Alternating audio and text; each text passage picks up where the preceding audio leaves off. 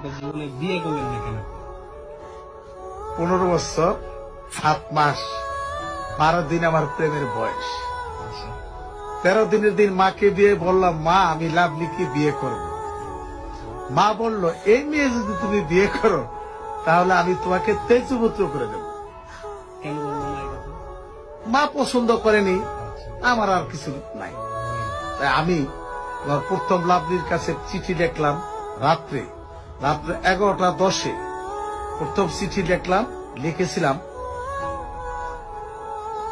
হঠাৎ করে বসেছিলাম জানালার পাশে, তারপরে নারকেল গাছের পাতাগুলি ঝরঝর করে উঠল, তখনই মনে পড়ে গেল তোমার কথা।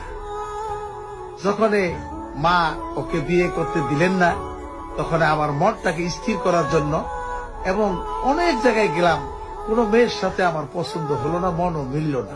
যখন ওকে বিয়ে দিয়ে দিলাম আমার এক বন্ধুর কাছে, বন্ধু ইটালি চলে গেল, ভালোবাসা শেষ হয়ে গেল। তাহলে আমি কি করব? আমি আস্তে কি করলাম, ব্যান্ডের জগতে কিছুদিন রইলাম ব্যান্ড আলাগের সাথে।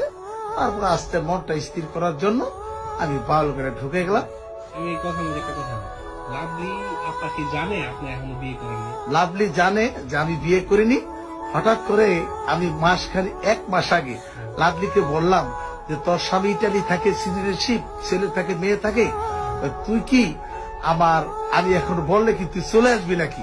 বললো, আমি টাকাতে কি করব, তুমি আমাকে নিয়ে যাও, আমি সব ফালাই চলে যাবো। সে কিন্তু ওকে বললাম যে দেখ রে, তোর ছেলে হয়েছে, মেয়ে হয়েছে, সংসার হয়েছে, এখনো তোকে নেওয়ার আমার সম্ভব হয় না,